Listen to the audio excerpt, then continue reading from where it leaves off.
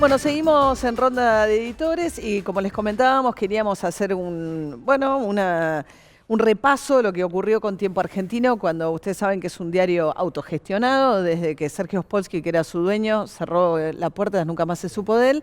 Los trabajadores, Adrián es el secretario de redacción, han formado una cooperativa, tienen en custodia los elementos de trabajo y un señor correntino que dice haberle comprado a Spolsky el Tiempo Argentino irrumpió la mano de una patota en el medio de la noche, Adrián. Y 12:30 de la noche, o sea, 12:30 de la madrugada del domingo, del lunes. Martínez Rojas, que es este empresario correntino, supuesto empresario correntino al que hacía referencia, ingresó con unas 20 personas, una patota, y fue específicamente a romper elementos clave para la producción del diario y para la emisión de Radio América. Las dos cosas funcionan en el mismo edificio, y esto despierta la primera sospecha, digamos. No es que se intrusó para mantenerse en el bien que no le corresponde a Martínez Rojas ni a Spolsky porque es de un tercero. Es alquilado. Es alquilado.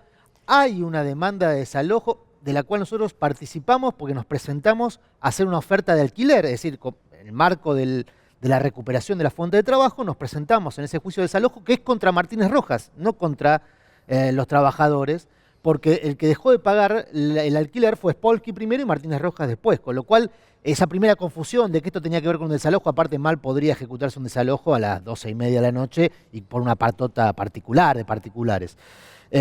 La sospecha entonces, y por los elementos que se rompieron, es que lo que se buscaba era evitar la salida de Tiempo Argentino y la emisión de Radio América. Y después el proceso de complicidades, o sea, la policía actuó en principio de manera muy pasiva. Hay dos testimonios claves. El de nuestro compañero Nahuel, que era el que estaba haciendo la tarea de guardia nocturna, no es un custodio, sino una guardia nocturna que teníamos allí, que es el que es agarrado, zamarreado por esta patota y expulsado afuera. Cuando lo expulsan afuera, se choca contra un patrullero. O sea, cuando ingresa la patota, había un patrullero en la puerta. Que no intervino. No, al revés, le dijeron que los que estaban entrando eran los dueños. O sea, el personal policial, al 911 llamó Nahuel. Llamó nuestro compañero. Y después declara en La Vaca, en el periódico autogestivo La Vaca, declara el cerrajero que entró con la patota y confirma esto que dice Nahuel. Es más, dice el cerrajero, yo entro con la policía, si a mí la policía me dice abra o cambie la cerradura, yo no tengo nada que sospechar. Con lo cual ya no es una cuestión solo de pasividad, hay una complicidad manifiesta del personal policial en el origen y después en el final. Porque custodia, una vez que ya nosotros llegamos, retomamos el edificio y demás, la Policía Federal, que ahora responde a la Ciudad de Buenos Aires, pues es Policía Federal, pero a cargo de la Ciudad de Buenos Aires, el Ministerio de Seguridad, escolta a los patoteros y al propio Martínez Rojas. No los llevan detenidos ante varios delitos flagrantes. Claro, porque él, digamos, él no es dueño, como decimos, no es dueño del predio, no tenía una orden judicial y entra a romper elementos de trabajo para evitar que siga saliendo Tiempo Argentino. Ahora, después tuvieron ustedes la visita de Cristina Fernández de Kirchner, hubo mucha polémica ahí con un tema que sé que por ahí va a despertar polémica acá en la mesa también, porque ese era un medio que vivió de la publicidad oficial en los años, ¿no?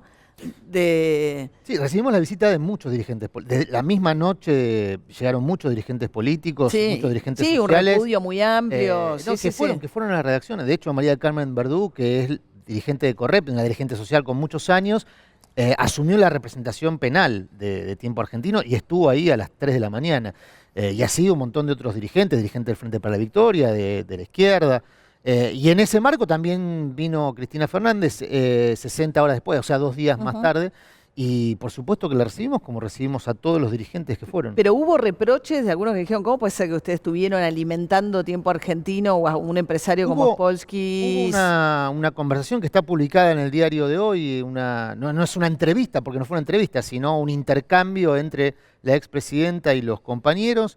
Se hicieron muchas especulaciones. La verdad es que lo que está publicado es lo que pasó, y lo que pasó es que se le planteó si había algún tipo de autocrítica por haber favorecido a Spolsky, no tanto con el tema de la pauta, que es una discusión aparte y que debería darse seriamente, sino por el tema de que fue candidato del Frente para la Victoria. Claro, ¿no? Fue el candidato intendente de Tigre del Frente para la Victoria. En Tigre, y es un señor que mínimo debería estar siendo juzgado, por lo menos investigado por vaciamiento, que es un delito penal. Claro. Cosa que no está bueno, ocurriendo. además cobraba publicidad oficial y no pagaba los aportes patronales. No, o sea, delitos digo, cometió un el montón. Estado le Ya. seguía pagando pauta a... Del 2009 al 2015, el grupo Spolsky recibió 800 millones de pesos.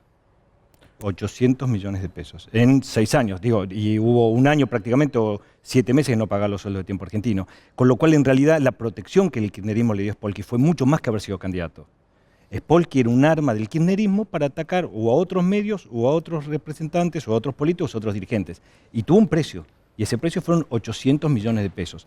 Cuando uno mira cómo fue la repartija de la pauta, hay pero no un desbalance, es un desbalance absoluto con respecto a los demás medios. De hecho, Perfil tuvo que acudir a la Corte para ver que le pudiesen poner algún tipo de aviso. Y me acuerdo que uno de los primeros avisos fue casi un chiste, casi algo de mal gusto. Con lo cual, en realidad, Spolsky no fue un simple candidato. Me parece que Spolsky fue mucho más. Las víctimas han sido todos. Digo, los trabajadores de Tiempo Argentino son las primeras víctimas. Más allá de que podemos pararnos en distintas veredas, claro que han sido víctimas. Ahora, me parece que el kirchnerismo lo que no ha hecho es asumir que Spolsky es un producto total y completo de ellos, no es de otros. Hay una cuestión ahí que lo marca muy bien Perfil en la nota que hace ayer, y nosotros lo marcamos en esta edición. Está muy bien. Spolsky forma parte de una estructura de poder, de un sistema de poder que trasciende a todos los gobiernos y que viene desde el regreso a la democracia. Está bien, pero si vos le diste 800 millones de pesos...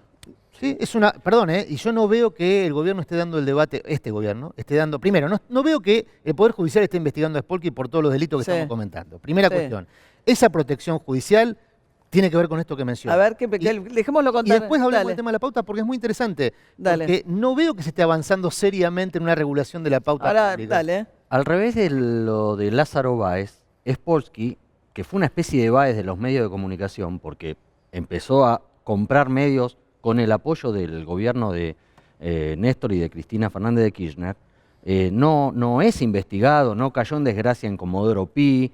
Digo, y Spolsky, digamos, para los que estamos en el gremio de hace un par de años, es un estafador serial.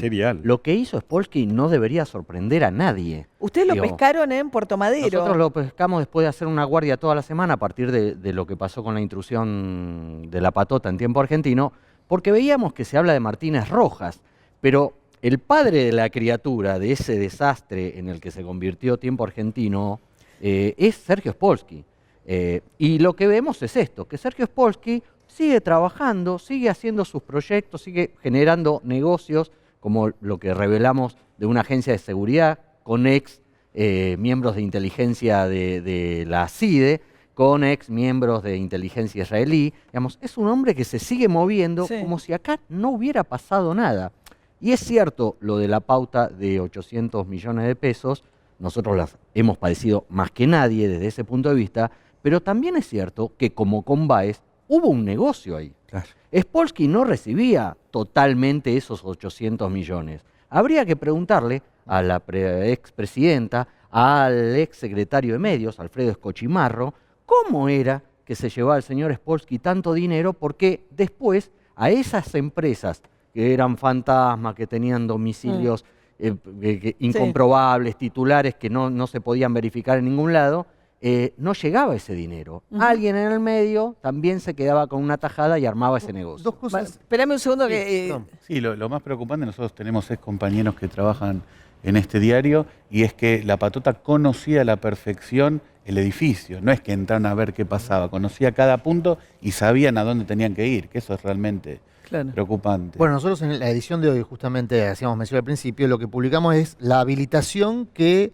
recibe 3 días después de la intrusión la patota con Juan Carlos Blander y su hijo a la cabeza, la habilitación del gobierno de la ciudad para operar en seguridad privada. O sea, esta gente que intrusó Tiempo Argentino mañana puede estar cuidando un espectáculo Bueno, público. Blander me contaba gente vinculada al rock, que es un tipo súper conocido en el mundo del rock, al que las principales productores del rock le habían confiado, no podían creerlo. Muchos de ellos estaban muy sorprendidos porque hubiese hecho este personaje en persona, el operativo. Ahora, esto que marcaba Javier respecto a la impunidad de Spolsky, yo lo asocio a este sistema de poder permanente que trasciende todos los gobiernos, y este caso lo revela claramente. El ministro Campo es el que tiene a su cargo la habilitación de la patota. Le habilitó 3 días después, se habilitó la patota. Es el que tiene a su cargo la policía que actuó o no actuó o dejó actuar el lunes por la madrugada. Puso en funciones hace 3 meses Sí. al marido de la fiscal en un área de su dependencia. Estoy hablando siempre del ministro Campo. El ministro Campo, entonces, ya hay 3 actores de toda esta película, la fiscal, la patota y la policía que responden, por lo menos que tienen vinculación con él. Ocampo es compadre de Angelici, compadre. Sí, es padrino de sí, su- sí. Angelici es el principal operador, uno de los principales operadores judiciales que tiene el PRO. Tiene como mano derecha en Boca Junior a Darío Richarte. Darío Richarte es un hombre muy ligado a Sergio Spolsky y al Grupo 23. Por encima de todo esto está Enrique Cotino Siglia, que es una figura que está en esta historia que yo digo trasciende todos los gobiernos porque viene haciendo negocios vinculados a la política desde el alfonsinismo, no desde hace 15 minutos.